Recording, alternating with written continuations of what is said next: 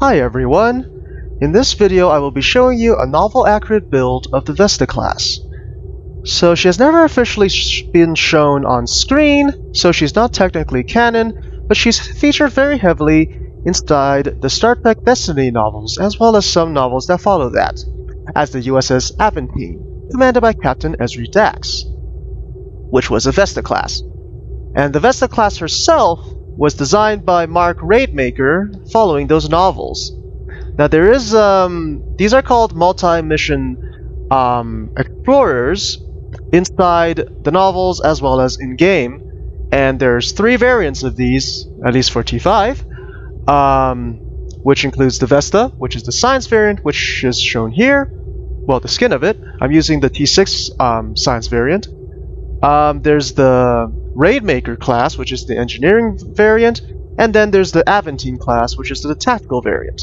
Now, the Aventine and Rademaker variants are not described in the novels and only appear in Star Trek Online, so I'm not going to be covering those. We're just going to cover the Vesta herself.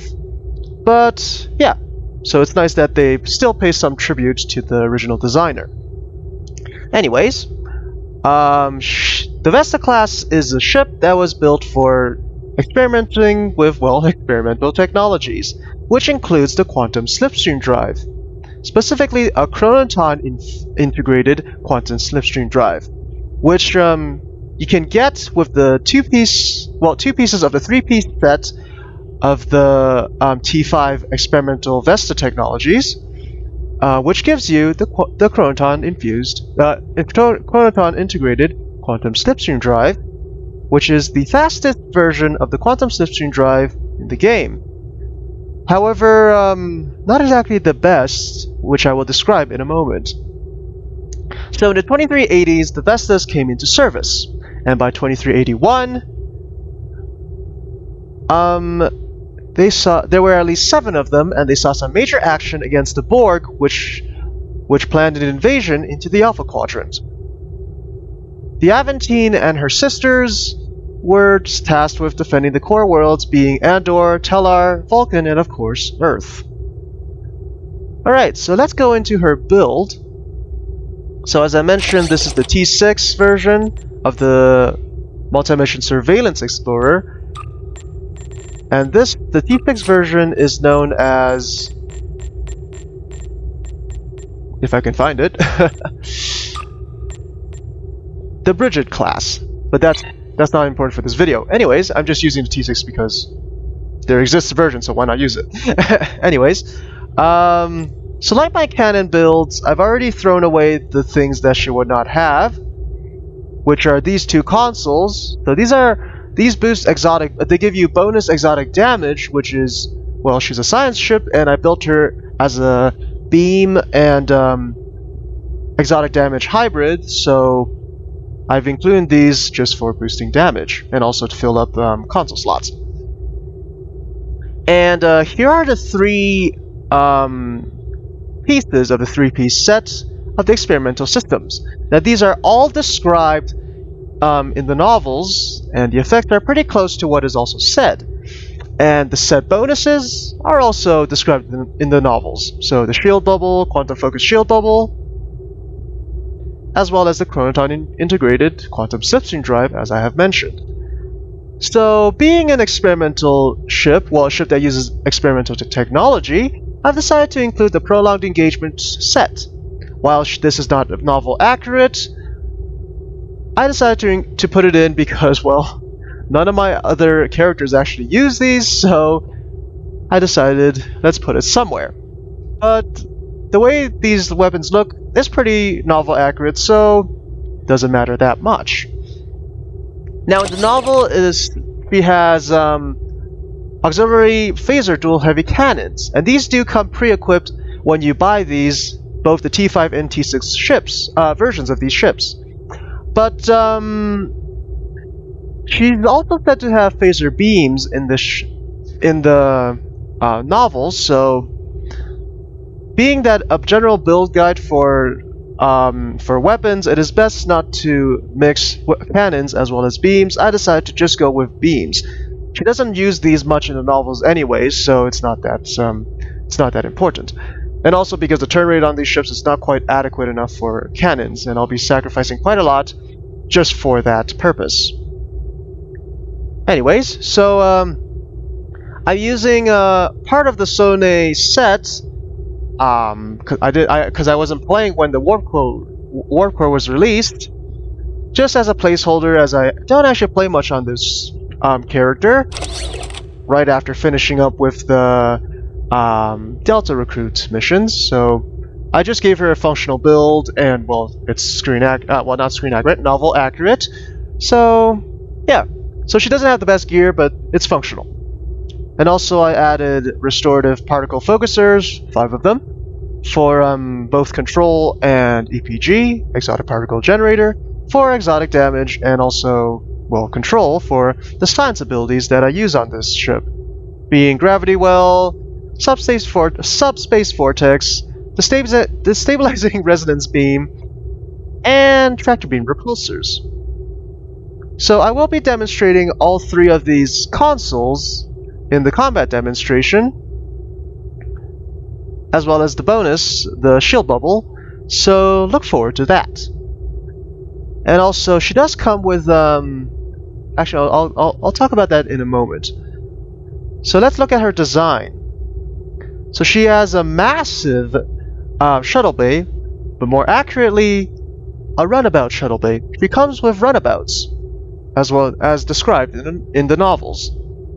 And she has 1 carrier bay, and she does come default with the noob class runabouts.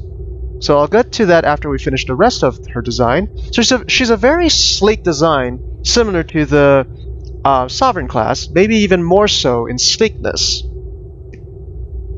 Some say that she looks like she's moving without even moving.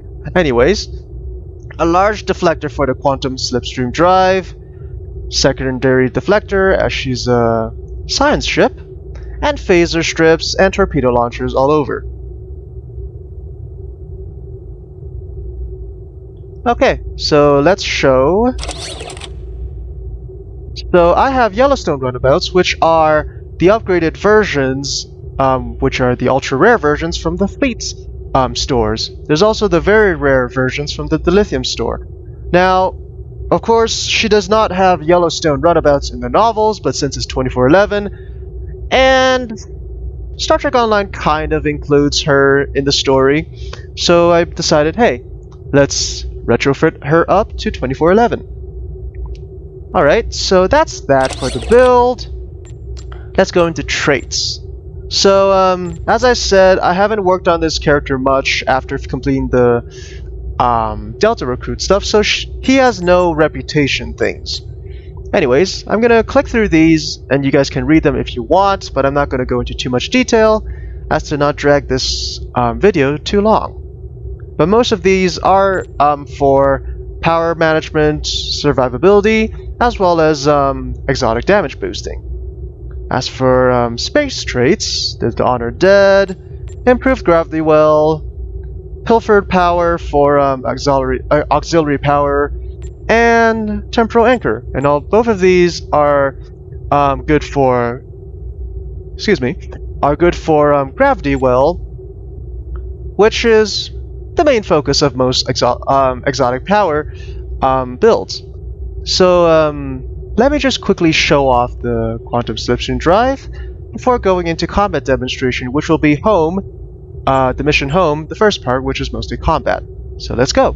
Alright, let me just show off the runabouts not in combat. So yeah, they're rather large, but of course it's a very large runabout bay, so perfect. And you can only have 4 at a time, and there's only 1 hangar bay for this ship. Alright, let's get going.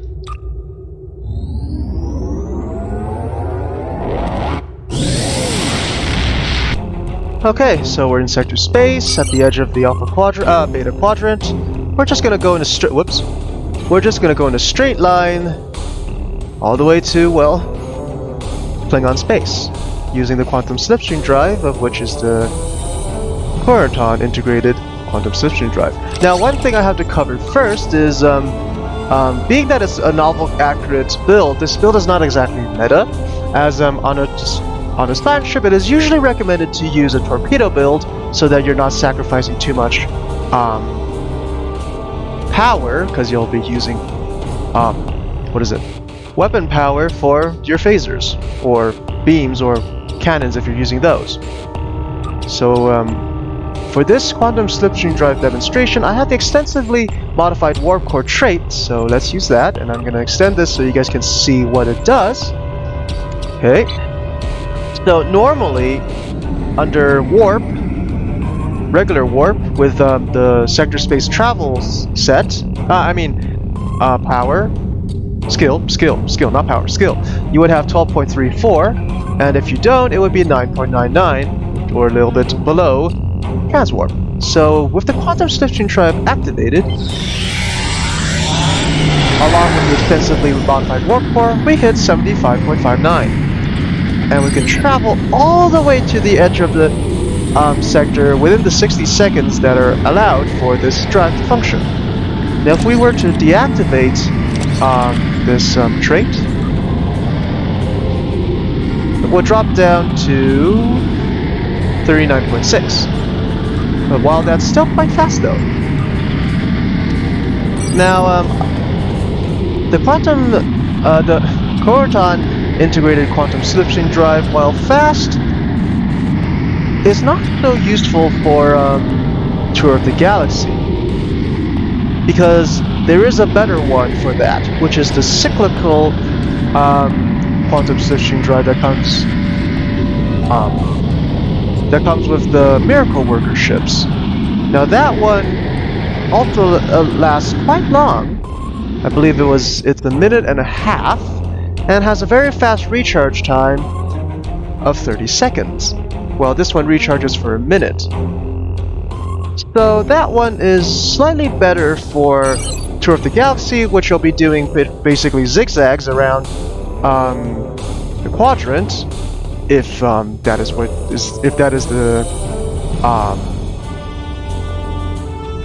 the route that you choose, or the strategy that you choose to get through all the space.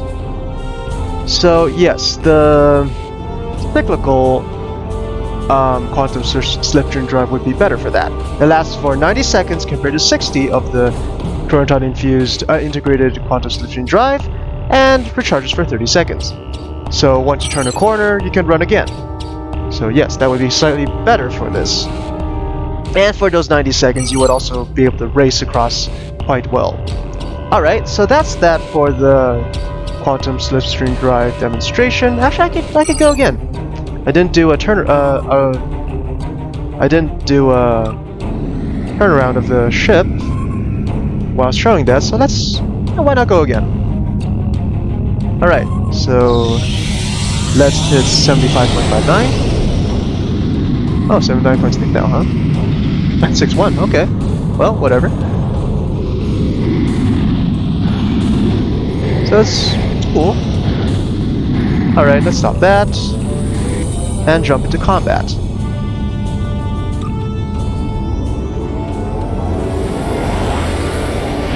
Engage the Herc near... We may be needing your solution to this problem soon, Doctor. That's my since yours failed. about attack mode. Some might argue it's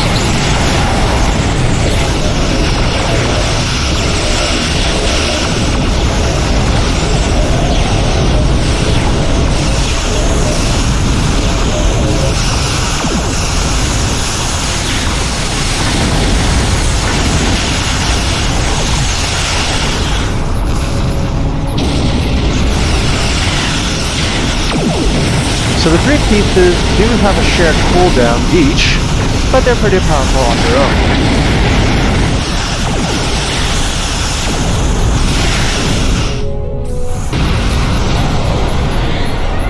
Sorry, I'm just gonna skip that cutscene. Alright, let's show off this one now. Once it recharges and I get to target.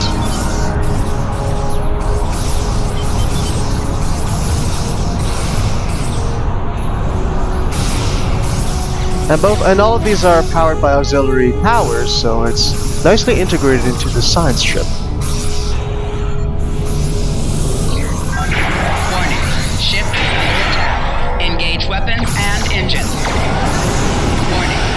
My ship won't last much longer. We need to deal with the swarm attacking it immediately.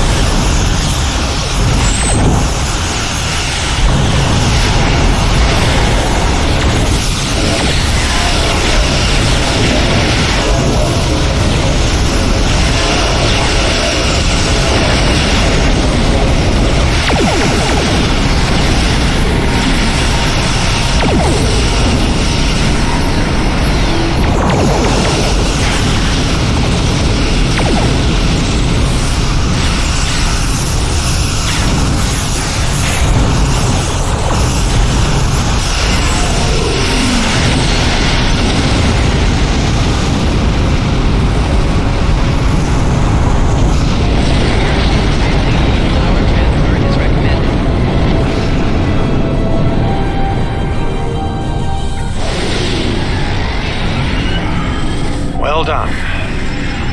There's a hurt.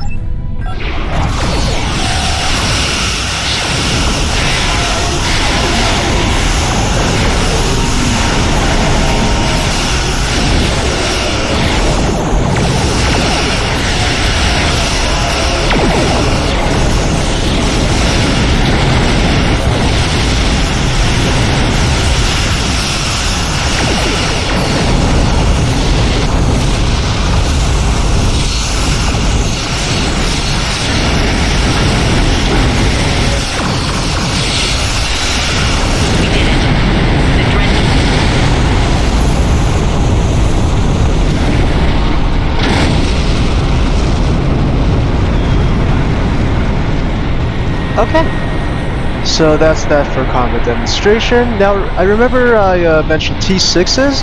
Those also come with consoles, but those are not novel accurate, so I did not include them in the build. So yeah, just had to get that out of the way. Okay, let's get out of here.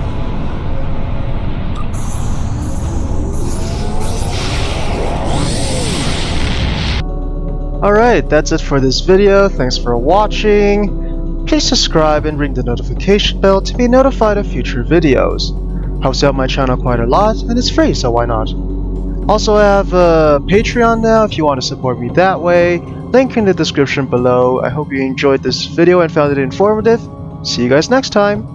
Bye!